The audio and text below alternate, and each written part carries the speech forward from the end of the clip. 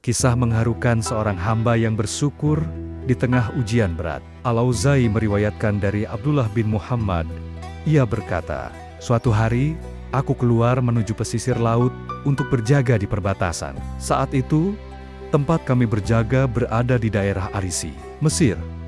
Ketika aku sampai di pantai, aku melihat sebuah rawa, dan di sana terdapat sebuah tenda. Di dalamnya ada seorang lelaki yang telah kehilangan kedua tangan dan kakinya. Pendengarannya sudah lemah, penglihatannya hampir hilang, dan tak ada satupun anggota tubuhnya yang berfungsi selain lidahnya. Namun, ia terus mengucapkan doa ini, Ya Allah,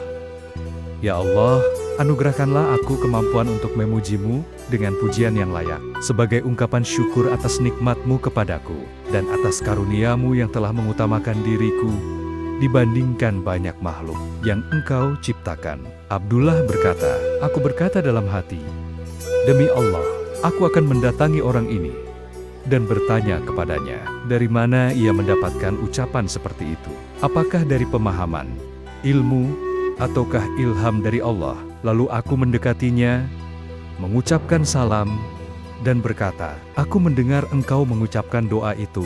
Nikmat Allah yang mana yang engkau syukuri, dan keutamaan apa yang telah Dia berikan kepadamu, hingga engkau merasa layak memujinya seperti itu?" Ia menjawab, "Tidakkah kau lihat apa yang telah Tuhanku lakukan padaku? Demi Allah, seandainya Dia menurunkan api dari langit lalu membakarku, memerintahkan ganeng-ganeng menghancurkanku, laut menenggelamkanku, dan bumi menelanku, aku tetap tidak akan berhenti bersyukur kepadanya karena nikmat yang luar biasa ini, yaitu lisanku. Namun, wahai hamba Allah, jika engkau datang ke sini, aku ingin memohon satu hal. Seperti yang kau lihat, aku tidak mampu melakukan apapun untuk diriku.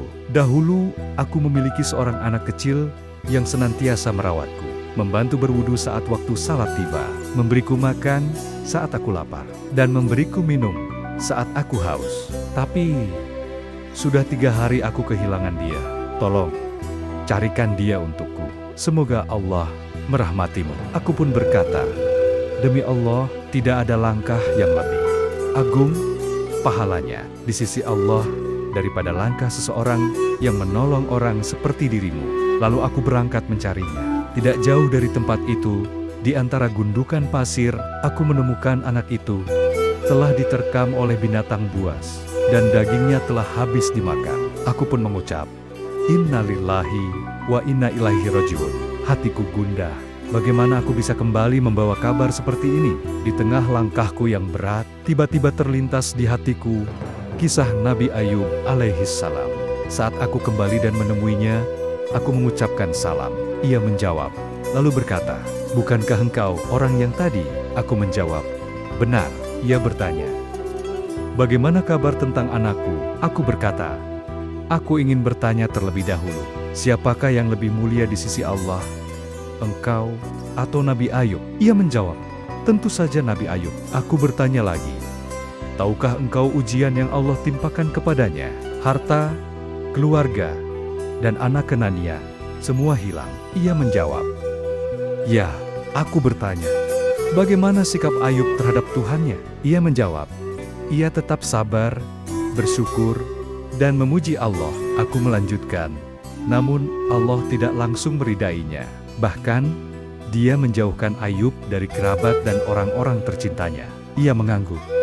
"Benar." Aku bertanya lagi, "Bagaimana sikapnya kepada Tuhannya?" Ia menjawab, "Ia tetap sabar, bersyukur, dan memuji Allah." Aku menambahkan, Allah tidak juga meridainya hingga menjadikan tubuhnya sasaran cemoohan orang-orang yang berlalu lalang. Ia berkata, "Ya, aku tahu." Aku bertanya, "Dan bagaimana ia saat itu di hadapan Tuhannya?" Ia menjawab, "Ia tetap sabar, bersyukur, dan memuji Allah." Ringkaslah, semoga Allah merahmatimu. Aku pun menundukkan kepala dan berkata pelan, "Anakmu yang engkau minta, aku carikan itu. Aku menemukannya telah diterkam binatang buas dan dimakan. Semoga Allah membesarkan pahalamu dan menganugerahkan kesabaran kepadamu." Ia terdiam sejenak, lalu berkata, "Segala puji bagi Allah yang tidak menciptakan dari keturunanku seorang pun yang bermaksiat kepadanya, hingga kelak disiksa dalam api neraka." Kemudian ia mengucapkan, "Inna lillahi wa inna ilaihi raji'un," menarik napas panjang, dan wafat. Aku pun menangis. Sungguh besar musibahku. Jika aku tinggalkan jenazah ini, ia akan dimangsa binatang buas. Tapi jika aku menetap, aku pun tak mampu berbuat banyak. Maka, aku menutup tubuhnya dengan kain yang ada, dan duduk di dekat kepalanya, menangis. Tiba-tiba, datang 4 orang lelaki. Mereka bertanya, "Wahai hamba Allah, apa yang terjadi? Ceritakanlah padaku kisahmu." Aku pun menceritakan semuanya. Mereka berkata, "Bukalah penutup wajahnya. Barangkali kami mengenalnya." Ketika aku membukanya, mereka langsung tersungkur mencium matanya dan berkata, "Inilah mata yang selalu tertunduk dari hal-hal yang haram. Inilah tubuh yang senantiasa bersujud di malam hari saat manusia terlelap." Aku bertanya, "Siapa dia? Semoga Allah merahmati kalian." Mereka menjawab, "Ini adalah Abu Kilabah Al-Jarmi, murid dari Ibnu Abbas. Ia adalah orang yang sangat mencintai Allah dan Rasul-Nya. Kami pun memandikannya, mengkafaninya, menyalatinya, dan menguburkannya. Setelah itu mereka kembali, dan aku pun kembali ke tempat tugasku. Malam pun datang. Ketika aku tertidur, aku melihatnya dalam mimpi. Berada di sebuah taman surga, ia mengenakan 2 pakaian indah dari surga, dan sedang membaca firman Allah, "Salam sejahtera atas kalian karena kesabaran kalian." Maka alangkah baiknya tempat kesudahan itu. Quran Surah Ar-Ra'd ayat 24. Aku bertanya, "Bukankah engkau sahabatku?"